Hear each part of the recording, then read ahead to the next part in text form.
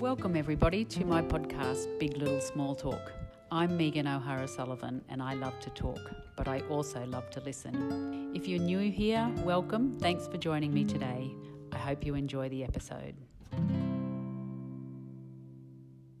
Hello listeners, you're on Big Little Small Talk. You would probably know that we've got a local government election coming up on the 16th of March, and I thought I might interview a couple of candidates. I can't get through all of them, but I just wanted to introduce Eakraj Adhikari, who is a fellow who has run a couple of times for the local government position.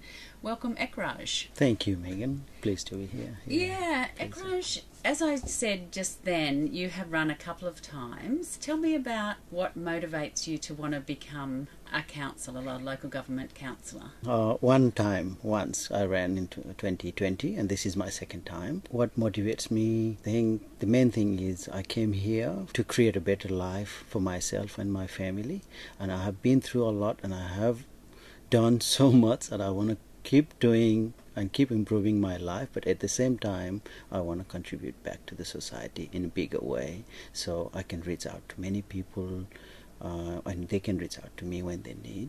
So I want to keep contributing to the society. Nice. And help others achieve their dreams, achieve their goals as much as I can. Well, I'm going to talk about local government a little bit later, but what I want to start out with is your heritage. Now, you are a Nepalese man. Can you tell me how you came to Australia and how long ago that was, and what motivated that?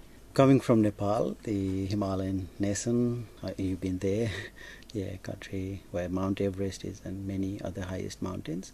We came here, me and my wife, we came here 16 years ago in 2008. My wife came to do nursing degree here at USQ, and I followed her as her dependent. Basically we were a young family, just had one little daughter whom we had to leave behind for a couple of months. We couldn't take her here because we were not sure what we were going to do and how we were going to do. So we thought we would come here, get everything organized, go back quickly and bring her here, but that took us nearly 1.5 years, and she was only 6 months when we left. It sounds really cruel, and I don't know how we did it, but we had to do that one, and that was how we started our journey here in Toowoomba.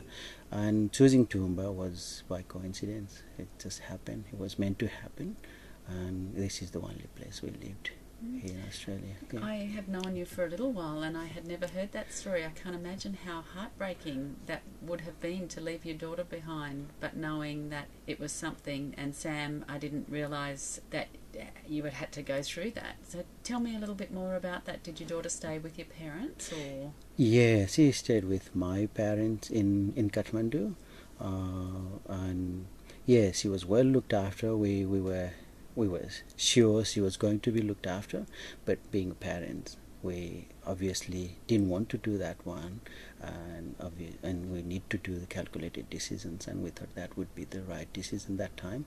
We did, and I had to be strong. I had no choice because I had my wife, young mom.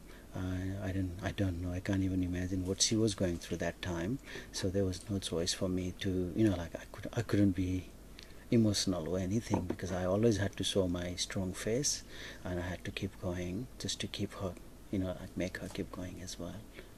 It's a beautiful story, and I have been out this morning at the Hike to Heal. It's something that's run by the Barton family because they want to raise awareness for suicide and mental health. And a lot of the focus out there this morning was on resilience. And for you've just told me a true story of resilience, about putting one foot in front of the other and doing something. It's a hard thing to do, but it's for the good of your family and for the good of for your wife's career. I want to talk a little bit about, and I know you can't speak for your wife, Sam, but the number of, say, Nepalese people and other people here who are in those roles of nursing, doing those critical roles. Can you talk to me a little bit about that and about Sam's experience? Yeah, with the I'll go to the Hike to Hill side. I've been trying to connect with Hike to Hill for a long time, and we do. I'm connected with the other group, Happy Hikers, and together we were trying to do Everest hike last year as well, and that's really great cause. And I'm really sorry that I couldn't be there today. I was trying to be there as well, and I'm really glad that you've been there. And I knew Jeff McDonald was going to be there, and Chris Black, and these are the people I was trying to connect with as well during this campaign. With the story of my wife and the other nurses coming from Nepal, many Nepalese nurses, or I think many other part of the world, the nurses coming here, some of them are in really good established position, but most of them, or I can say at least few of them, been through same journey. Many of them had to either leave their young kids back home, or they come by themselves, or they've been through all these struggle phases. It's not just us, there were so many other people. That's the resilience we learn from very young. Myself, I was 10 years old when I started living on my own, away from my parents, and I used to see them every now and then, but I used to look after myself, and I used to do everything. So these are kind of common stories there, which now even when we look back, they look scary, they sound scary, but that's how the life is, and that's quite normal there. It's not normal, but it has been normalized, and people build that resilience over the time, going through hardship and doing hard things in their life. The nurses here, they're all looking after elderlies, and our nursing homes are fully looked after. They're well educated now and experienced and everything, and everybody I talk to, especially if they have someone in aged cares, they say, they always talk about the Nepalese nurses or Indian nurses, which is fantastic, but there is a lot of story behind that, going through first thing coming here, and then going through the bachelor degree or master's degree, whatever they have to go through, and then finding job and settling here in Australia, bringing their family. There's so many stories, and it's not just my story and unique story. There's so many people go through the same journey, same sort of journey. Can you tell me some more about being 10 years old and living on your own? I've never heard that before in your past either, Eakraj. That is something I can say that's not many people do. I had to do that one because I was this is very long story, Megan. I don't know how much time we have, but when I was 10 years old, grade 6, I was really, somehow I was really talented kid, extra talented. And my dad was army retired man, and he wanted to do something new, and he used to be a real genius entrepreneur. He used to do everything. He wanted to do everything, and it's not just him wanting to do and then achieving goals, but he wanted to get everyone in the community, in his community. Whenever he learned something, when there was any training opportunity or any business idea, anything, he used to share that to almost everyone in the village. That was his passion from morning to evening, and dragging people, calling them for doing things, and every sort of ideas he has, he used to share with everyone. And he wanted me to learn English or get good education. We had high school right next door, but he wanted me to go to English medium school in the city. And there was sort of political crisis going on in Nepal at that time.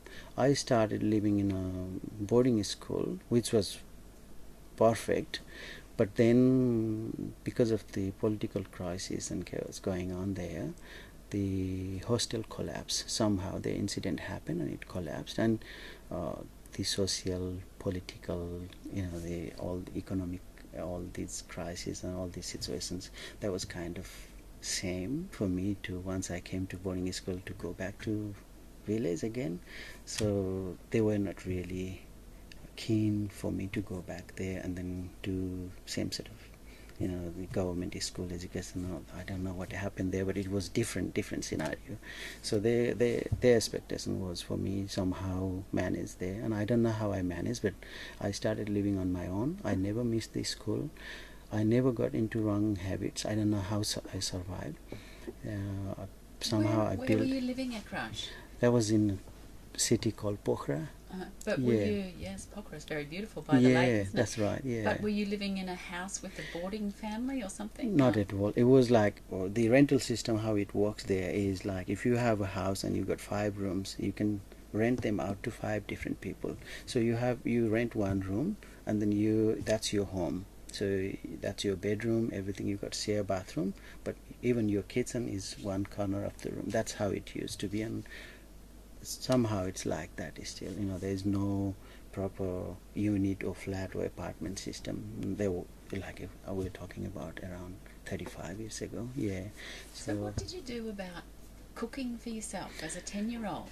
Did you eat a lot of 2-minute noodles? There was no such thing as noodles. So yeah, see, I still remember. I don't know how I ate and what I ate, but I remember going without food for a couple of days because this is funny. I wanted to get sick, so I would get some attention from my parents, and I could go back to the village. See, that's different thing, but I don't know. That never happened. I never got sick, so I must have done something really nice because we learned cooking from early age. Yeah, and yeah. Did you ever feel afraid? There are several nights there I was afraid. Several nights, and I couldn't come out. And there's so many stories I can share, but there were near misses as well. I could have been dead many times. But yeah, there were some really bad experiences, and I still remember I still remember those nights, and I don't think that was practical. That was ideal living. Yeah. But I can't imagine, again, going back to that word resilience, how much that shaped you and moulded you into the person that you are, who can weather any storm almost, if you can live on your own as a 10-year-old boy. That's right. Yeah, no, now I look at my younger daughter, and she's same age as how old I was then, and I don't know how I did it. Yeah, and also in that part of the world where there's no social security, or like you rely on your neighbors, you rely on your parents, you rely on your friends, families, everyone around you. And I was in this different city on my own. Yeah. Incredible. So you mentioned before about your father. He was ex-military. Is that right? That's right. Yeah. So do you think that your desire to get into local politics has been shaped by his sort of activism in a way, and his caring for the community? Pretty much so, because he was someone, he would share everything with everyone. He wouldn't keep anything for himself if he sees someone next door without it. And I think the leadership and all that, I'm not really good, I'm not like politician, or I don't have that kind of mindset and skill and all that experience. But somehow my dad's passion to help others, and my granddad, I didn't live with him for long, but he was the leader of the community, and he was well known for that one, and he was like a king for his villagers and neighborhood areas. And the very few conversations I had with him, like a story or storytelling way or something. One of them I still remember is, you don't need to be strong to be a leader. You just need to be kind. You just need to be helpful. Keep helping people, and people will follow you, or people will respect you. That's what I remember now, and I don't want to be super smart, super strong, or super rich or anything. I just want to be helpful and kind and help as many people. Whoever comes seeking help, I don't say no, and I think that's what keeps me going as well. And that's where the what motivates happiness. You. Yeah, I love it. It's so you. great. I always say to my children, I want them to be humble and kind, but it's harder said than done sometimes in positions where you're getting a lot of attention, and it's hard to sort of remain grounded. I'll just remind the listeners that you're on 102.7 FM, and we're in Big Little Small Talk with me, Megan O'Hara-Sullivan, and we're interviewing one of the councillor candidates for the up-and-coming election. It's Eakraj Adhikari. Eakraj, before I leave talking about Nepal, it's such an incredible country. When I was there, when we did the Climb to Base Camp with Momentum Mental Health, I learnt about the Gurkhas. Now, Gurkhas are the sort of fearless warriors, they say, the most fearless warriors in the world, and that's why Nepal has never been colonised. Is that correct? Can you tell me, is that sort of fighting spirit come through in Eakraj, do you think? That is, I think the bravery is in the blood, honestly, but it's not just being brave. I think it's being passionate as well. I don't know how they got that, because I only knew the popularity, the extent of the popularity and everything about Gurkhas after I left Nepal. We didn't know Gurkhas were, how highly they were regarded everywhere. And Gorkha, as you know, you've been there, is a small part of Nepal. That's where the unification of Nepal started a few hundred years ago. And they fought against British when they were in India, and then they were never colonized by India, even though they were right next door to Nepal. And that's when they started the Gorkha regiment. British started hiring them and everything, and they went everywhere. They fought every wars. And we used to, Gorkhas, we all Nepalese regard ourselves as Gorkhas. But there is a special caste or a special region, that's where they mainly come from, and they're everywhere in Nepal now, but originally they come from one specific part, which is called Gorkha. And their resilience, when I used to talk to them, they were one of the kindest people. All these retired Gorkha soldiers, they go back and live in Nepal and live just exactly like other farmers, businessmen, whatever, but they're just normal and kind and compassionate, everything. But when we hear their stories overseas, all around the world, we there's kind of combination between passion, kindness and bravery. I think that's where we build up resilience as well, that we go through hardship, we need to fight. We need to fight for existence, for survival of fittest. And the other thing about Gorkhas, not many people will see this, but they're Nepalese people, and they're fighting alongside Britain. Their common mentality is they're fighting for freedom. They're fighting not just for their country, but they're fighting for democratic forces of the world. They don't fight for the Queen or for British, but they fight for the democratic society of the world. So their contribution to the world it's like something we need to I think we need to look from another angle, other than just saying, oh, they're brave, they fight and they're like really brave, or they have this resilience and everything. But the main motivation for them, I think, comes from the selfless act of kindness, fighting for right thing or fighting for justice, all these things. And if like you've been there and you have obviously had some interactions with the people, and if you see, that's where the original Nepalese essence comes as well, helping people, saying hello to anyone walking past, or if you get in critical situation, life and danger situation, if you see someone, that person don't need to be doctor or like a strong person or anything, that person will fight for life to save you, because they know someone stranger or someone new to your village or your neighborhood is your responsibility, and that's the humanity that you need to respect all the time. So I don't know if this answered the question. No, I just found it fascinating that I could imagine, and I don't know whether it's true, do you as Nepalese people sort of feel that that's always at the back of your mind, that you even have a word for, you say it's the Gurkha in me, or I don't know, but That's right. just,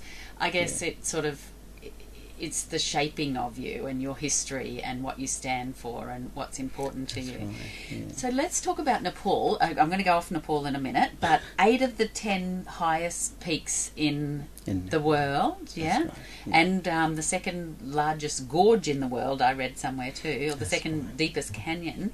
That sort of that beauty, or that spirit of appreciating your environment, do you think that's something that has shaped you as well? That's true as well, because when we were growing up, most of the Nepalese people, except for my wife, most of the Nepalese people, they live right next door to the mountains, and they kind of like everyday thing. They look at the mountains, and then they know from the mountains, the jungle, and then rivers, everything is created. So the respect to the nature comes there. Like if we don't look after ourselves or our living, non-living things around us, then the mountain's gonna melt, and we will all go and disappear, or we will be in trouble. Somehow the reciprocal respect, or how do we say, there's a cycle there, that we need to respect the mountains, we need to preserve them, or we need to worship them. That kind of concept in almost every Nepalese, because they look at them, and then that's where the rivers coming, so they think rivers are sort of connecting figures with the mountains. So that kind of scenario, so respect for your environment. That's right. Yeah. And also sometimes you respect each other to respect the mountains, or to respect the environment, sort of thing as well. So everybody, and we always lived like that, up until say I left my village when I was 10-11 years old, but I don't remember using chemical in our field. Everything used to be organic. But then if you need milk, you milk your own cows. It never feed them artificial, like anything made up of medicine or things like that. You grow your own vegetable, your own fruit. You self-sustain sort of thing, and there's ecosystem cycle going around there. Yeah, so another interesting Nepal fact is that you're the only country in the world to have a non-rectangular flag. Is that right? Two triangles. One representing the moon and one representing the... That's right. The one representing the moon and one representing the sun. Yeah. So sun and moon in 2 triangles. Yeah, that's right. Thoughts on the Yeti? Any thoughts there? Just a myth, you think?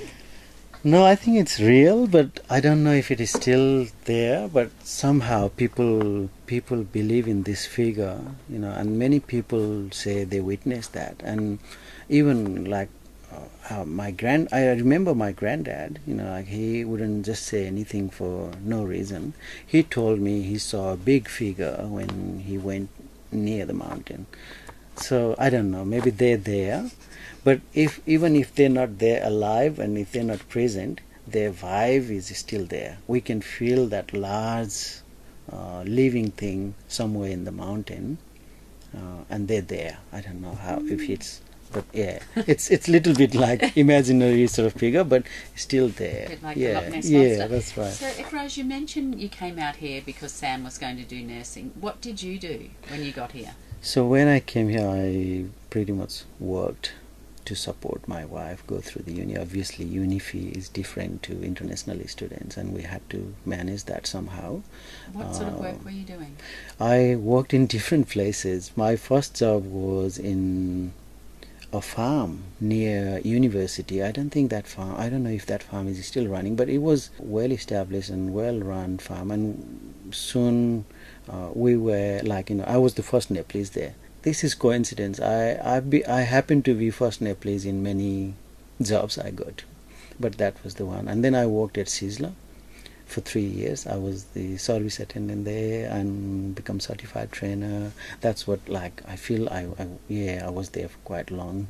3 years was long for Sizzler, because every time people used to come and go there. Yeah, it was lovely environment, many people, and it was good time for Sizzler as well before they close. Yeah, so I worked there and I worked in aged care. Yeah, I worked in respite, the senior citizens respite, and recent of. For a long time, for nearly 8 years, I worked in a men's shelter looking after homeless people, yeah, homeless community of Toowoomba, and housing hub. I worked a task as a social justice advocate, and then worked for Queensland Health, Lifeline, yeah, travel a So bit. mostly Yeah. always in the social services That's sector, right, aren't you, yeah. caring for people? That's right, yeah. I But, know a few years ago, sorry to yeah, interrupt you, you were sorry. the president of the local Nepalese society. That's Yeah. right, yeah. What was that sort of the honour of being elected to that position and the sort of responsibilities, I guess? Yeah, Nepalese Association is Nepalese community is one of the biggest community, and I think in Toowoomba, and I think one of the fastest growing migrant communities in Toowoomba, mainly from student background. There hardly anyone from like came through other avenues. So most of us came as a student or student dependents. We came here in 2008, and we were one of the first ones. Before that, there were 4 families established. We were, I think, about 20 families came together in 2008. So when we came here, we were hardly 50. By the time I became the president, there were about 1,000 to 1,500 Nepalese in 2018. But I always enjoyed being a family man, looking after my kids, and then because I didn't spend much time with my parents, so I wanted to spend as much time with my daughter. So even with the community events and things like that, I would hardly go there unless I'm invited, or if somebody says you have to come, you got this role to play or something like that. But 2015, the earthquake happened in Nepal, and that's when I somehow realized we need to be involved in the community. We need to be part of the active member of the community, so when things like that happens, we can contribute back to the community. That's where the motivation came. I was always passionate about communities, but I was more focused on the family side. I was enjoying more with being husband, proper husband, and good dad, and all that sort of thing. But that thing hit me a bit hard, and then lost one of my brother. He committed suicide in 2015. So I had 2 sensitive or serious life-changing incident happen in my life, and that's when I thought, no, I need to involve a bit more in the community to keep engaged or connected. And I became vice president that year. In 2018, I was pretty much asked several times by several community members to lead the community, and it was really great honor to lead the community. And during that time, I think we were one of the most active migrant communities in Toowoomba, and we were highly regarded as proactive and active and really sincere communities, Nepalese communities in all Australia. We were like Toowoomba Nepalese community was well known in whole Australian Nepalese society. So yeah, and it was a really good experience, to be honest. And I still admire and appreciate the fact few of these community members had that faith in me, and they asked me again and again to lead the community, and that somehow helped me to find my passion. And I think the rest is history, and I kept going after that. Yeah, the reason I sort of wanted to know about that, I guess, is, as most of the listeners would know, I'm not restanding for council, and part of the reason why I'm not restanding is so that council has a turnover of people and they have a chance for new people to come in, because for any organisation it's good to have renewal. Now, I think too, in my statement I said that we should have all ages represented, but some ethnicity. So I wanted to talk about diversity and what the importance of having diversity in any leadership group. What does that mean to you, Eakraj? That is, how we talk about the democracy and civilized society, and when we talk about democracy, we need to have proper representation. That's what we need. the world is changing. Like 2020, when we were running for council, there was no such thing as COVID. We didn't even know it was coming, but we didn't know that was going to be that big, and we didn't know anything about AI back then. See, now this is gonna be these are the biggest thing, and these are one of the massive things ever happened in human history. So is the diversity. So when we talk about inclusive society, when we talk about being civilized, we need to have that kind of representation. And Toowoomba is already doing so much, and we are the most welcoming cities, one of the most welcoming cities in whole world. In Australia, we have this opportunity to lead by example. So when we talk about diversity, when we try to emphasize on diversity, we have this opportunity to glorify the work we already been doing. So the first thing we can do is to show the world that we can do things, we can accept changes. We don't just share the hope, but we all actually share the love. Like, we are really generous here.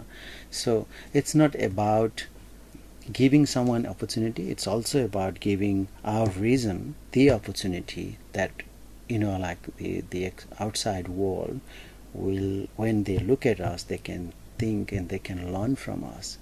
So having someone from ethnic background definitely will give hope to the people, will encourage, motivate people from the migrant background. Like when you come here, like back if you look into 20 years or 30 years ago, it's like when somebody is from my cultural background, when somebody says, they would easily imagine, oh, you're a taxi driver or you're something. Like now, if you see, people are running nursing homes, they specialist at hospital, they can be professor at USQ or universities all around Australia. They can run businesses. If you see 2020, there was one Nepalese business, now there are around 20 businesses, all these entrepreneurs coming out. And like Indian society, if you look at the African society, they're all thriving in their all different sectors.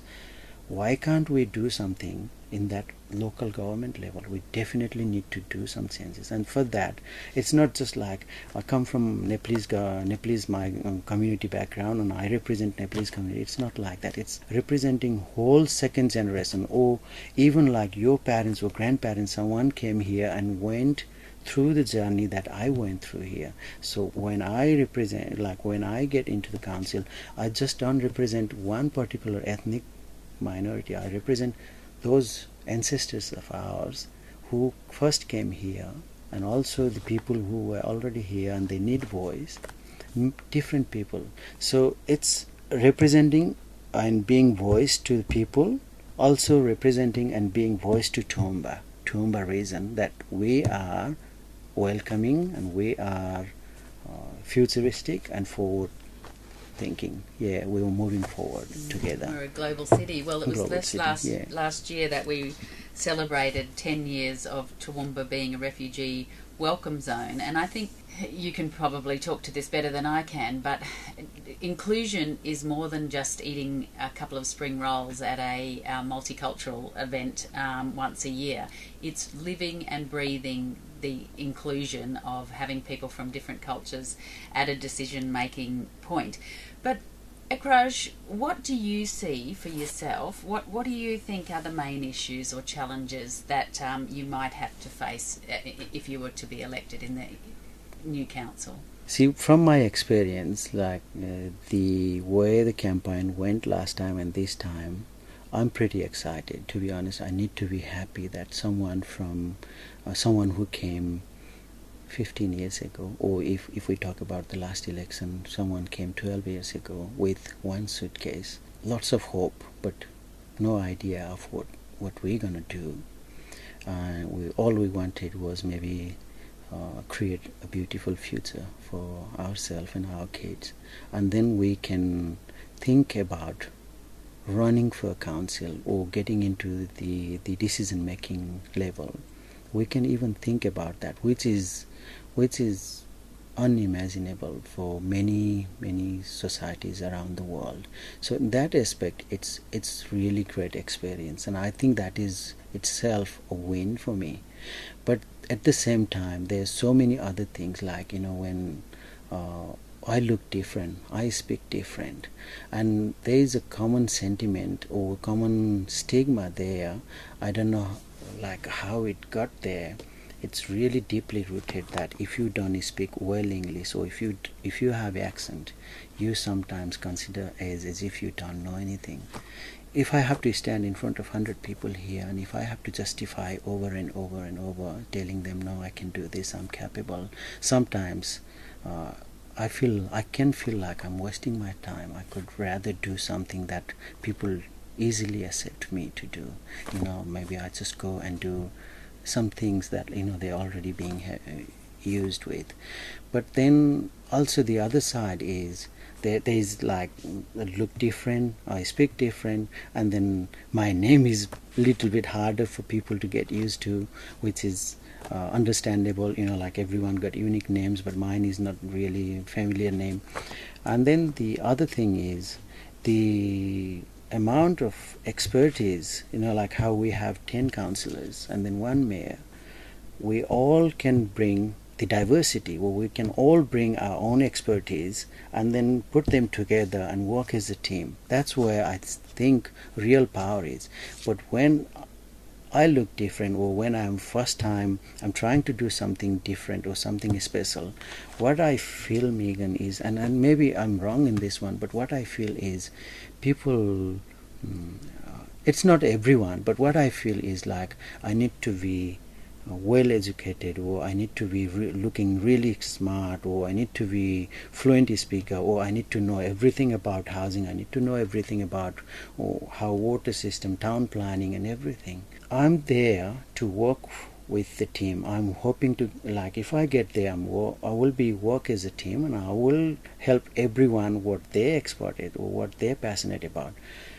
What I can bring and what I can offer is my expertise or my skill and my passion about the community, about the connection, about my lived experience, how I survived, how I managed to come this far, and what I can share with the general public.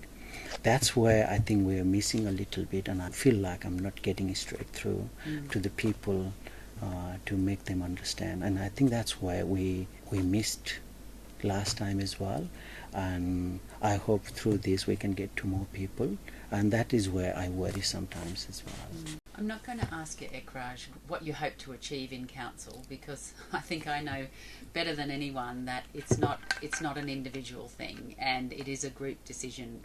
And there's a lot of people with differing opinions. So in terms of conflict resolution, in terms of how you argue, how do you resolve, how do you build consensus, what's your skill there in terms of being able to be forceful enough to stand up for what you believe in, but being able to hear other people's points of views? Like, how do you argue, Eakraj? Do you argue well? Do you argue? Like, see, I have to, when I be, like, if I give you the honest answer, arguing is, I'm not something, I'm not great at. Like, I don't argue, but what I do is, I don't focus on the incident, I focus on the goal and the vision. My vision there is to create as harmonious and diverse council, and I will focus on that one, and I will win, trust me, because when I become president of the Nepalese Association, first in our first meeting, I told them, look, this year we're going to celebrate Flower Festival. We're going to parade there. And 70th Flower Festival was the first Nepalese, that's when the Nepalese community took part, and then they had parade. And we had no idea how we were going to do it, but we did that one.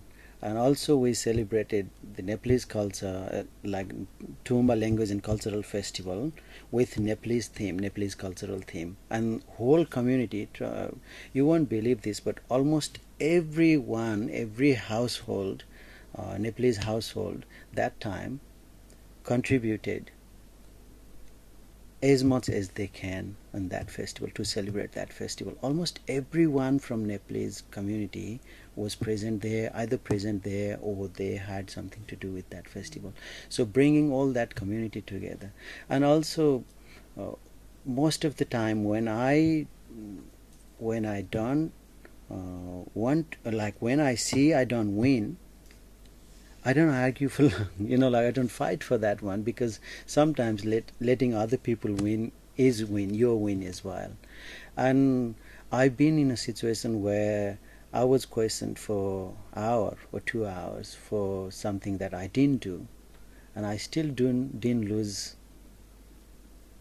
hope, or I didn't lose my control, and I still walked out nice and quiet, comfortable and calm, and got back to the team to the point where they all realized that was not right. So I win that way. I will win milder way. So argument, I don't do tit for tat, or I don't fight. And Megan, like even in the council, maybe not everyone in the council don't know me. It's just an example, because you're closely connect. I mean, like about maybe almost everyone, and you know each other there. If somebody is going through a hard time, even in the council or in the community or anyone I know, if I realize or if I feel somebody is going through hardship, I happen to be a person, if I'm not the first, I happen to be one of the first person to reach out and say, hey, you okay? So I care. And I think being caring and kind and compassionate is the best way to be a team player. And that's how I'm gonna. I like it a lot, Eakraj. It sounds great. So, can you answer me this? What's your favourite quality about yourself? I think it's a hard thing to say. I know. Yeah. Especially if you're very modest, like you are. Thank you, Megan. That's a good compliment. But the best thing about myself is I can keep calm in most of the situations. That is like something I learned from my mom. I used to think that was my weakness. And my wife used to think that was my weakness as well, but now we both agree, no, that's my strength, keeping calm no matter what happens, and let things settle and then deal with that one nice and easy. The other best thing about me is, I think this is something I can offer to anyone, is if anyone needs any help, I can't help everyone, but I know who can help. The connectivity is my passion, and I have to be proud of myself, because I've been doing this for some time, practicing this for some time, and I want to achieve more through this, and I want to do more connectivity. I can easily connect someone. Where can they seek help, or how can they be heard? That's something I think I'm proud. I don't know. I'm proud of that now. Yeah. Well, I mean, a lot of the work, as you would know, as a counsellor, is in the community. There's certainly the strategic. And you're in the boardroom and you're making decisions, but probably almost 2/3 of it is being out in the community and working with people. Yeah. So I think you've got that in spades, hey? What are the 3 words that you would use to describe yourself, Eakraj? Passionate. Passionate? Passionate about the community. Oh, passionate, kind, futuristic. Futuristic, I like it. Yeah, fantastic. That's what we need. Futuristic people. Yeah, because I like this journey of mine. I'm running for council, and I don't like, they're highly qualified people and everything, but what I think is I need to do this one. So my daughters, or the second generations, whoever were born to the parents who were not Australian, or the first generations here, will feel at home. It's for my daughters.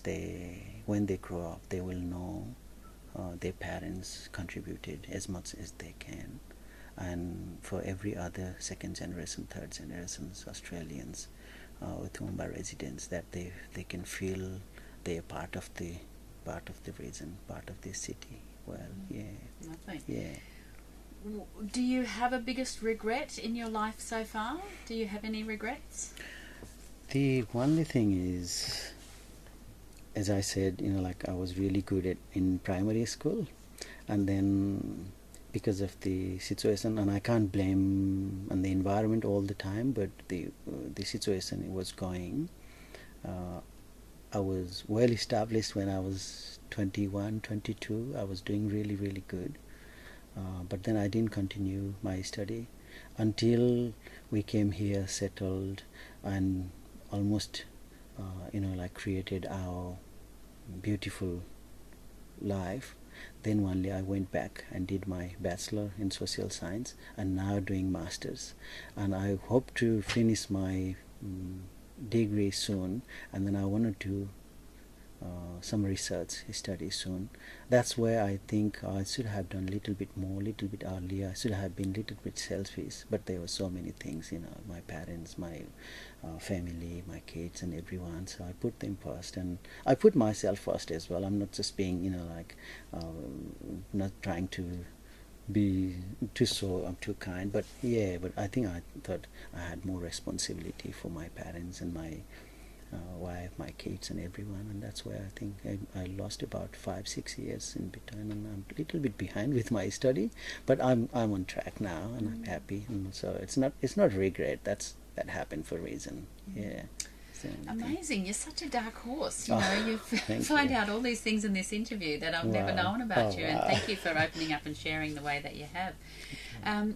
Would you call yourself a brave person, Eakraj? I think you've probably already answered that. Yeah, bravery, like Gorkha, my dad, my granddad, and bravery is kindness, and that way I love my mom, my mother. She told me being brave is sometimes being quiet and calm. So, and I think I'm quite calm now, calm person. So I think I'm brave enough. Yeah. But if you want to see real geniusly confident and brave person, I look at my wife, and if I'm losing confidence or something, I think of my wife, and then I think, no, you're husband of one of the strongest women in the world. You have to be brave. So I keep going. So yeah, I'm brave, I think. Eakraj, you're saying all the right things for me. I love it. I definitely love it. Thank you. I'll have to go back to home as well. My last two questions that I always ask people on Big Little Small Talk is, and I did want to talk to you about the royal massacre in Nepal because I was fascinated by that when we got there, but we've run out of time, unfortunately. Who is your favourite royal, Eakraj? Do you follow the royals? It doesn't have to be a British person. Like all over the world. Whatever you like. Trust me, the king who was killed, whose family was massacred, I don't know how that happened. We will never know. I think he was one of the best person in the world as a human being. I don't know how good he was as a king, as a ruler, but as a human being, he was well and truly far ahead of many human beings, living human beings. What were the qualities that you liked in him, Eakraj? Similar sort of things, letting go, like when his dad was an active king, so he was a real ruler, and he'd sent the King Britain was the last, not practically the last king, but the king. His dad established non-political or non-party, the one-party ruling system, and kind of dictatorship, but bit liberal, modern sort of dictatorship. And he changed Nepal. He started all sort of industries, roads, and everything, because Nepal used to live in really ancient days till 60 years back. But then this king I'm talking about, who was killed, he was educated, like Harvard, Oxford. He was well-educated person. He came back to the country, and then was quite young. But then he easily accepted the multi-party democracy system, and there were things happening. Everything was going wrong, and people were forcing him, asking him to take over, take charge, control the country. But he kept on saying, no. We have to rely on the people. You can't rely on me. You need to rely on these different people, different parties, and they will learn. They will get these skills, and then the country will be better that way. So I don't know how he got that kind of mindset, but he was really forward thinking. So I think there are so many other popular kings and like royals all over the world, but because coming from Nepalese background, I think he was the finest man. Interesting, and such a tragic story. That's right, and so much conspiracy around who actually did it. And that is that can be another amazingly motivating factor as well, how that happened, that incident happened, and how Nepal changed. We were living in this beautiful country, nice and peaceful, everything organized and everything was managed. We were poor, but everyone was happy. One of the happiest people in the world, and like most caring and kind people. All of a sudden, we saw that. We saw everything demolished and destructed, and everything come to the ground. And it doesn't take long to collapse a society. Yeah. If we don't care each other, if we are not careful, if we are not strong enough about our ethics and principles. It's wonderful. Yeah. Okay. Are you a dancing man? Dancing? Do I ask your wife whether you're a dancing man? If I was to ask you what the song that couldn't keep you off the dance floor, Eakraj. There is a song, Nepalese song there. Like when I was the community leader, when I needed everyone to dance, I used to play that song, and I used to go and dance. But my dance is my worst nightmare. Trust me, yeah. Because most of the Nepalese ladies, they can dance. Most of the men, if you see, they can hardly dance. There are only few of my friends, they can dance, Nepalese males. I don't know where the ladies get that quality. Like my daughter says, they can dance, but I can't. So, yeah. And my wife, she is the one, like if there is any party or music or anything, you don't have to ask her to dance. She's already on the dance floor. And she can get everyone on the floor. I don't know where she gets that magic, but she dances and then everyone dances, and it's amazing. Yeah. Okay, yeah. well that's lovely. So you're not going to give me a specific song, so Leroy won't be able to find one. But Eakraj, it's been such an honour to hear more about your story. I didn't want to ask you all those typical questions that people ask candidates, because I wanted listeners to get a sense of who you are and what you stand for, to see that those qualities might be something that they find that they want to vote for, and what the metal of you was, or what the essence of you were. And I think, Eakraj, you've been very generous, and I've really loved hearing some more about your story today, and I wish you all the very best on the 16th of March. Thank you so much. Thank you. And whatever happens, we have to do the Everest trek again, and we will do the talking trek. That's what I said to every, like all of my friends. So, yeah. That's lovely. Thanks, Eakraj. Thank you.